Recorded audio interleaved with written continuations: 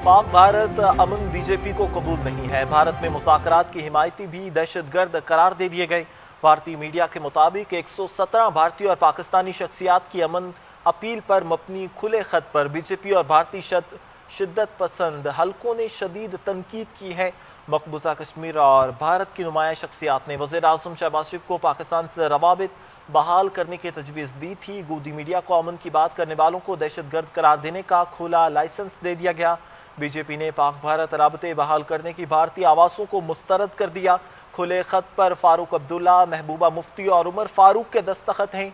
रा के साबिक चीफ SK दलित ने भी खत के जरिए मुज़ाकरात को बेहतरीन हल करार दिया था। 61 भारतीय सिविल सोसाइटी के मेंबरान ने वज़ीर आज़म पाकिस्तान से फ़िज़ाई रूट खोलने की दरख्वास्त की थी। भारतीय मीडिया ने भारतीय अमन तजवीज़ को पाकिस्तानी प्रॉक्सी करार देकर टारगेट किया। मुज़ाकरात के हामी शख्सियात को अमन की आशका का ताना दिया गया।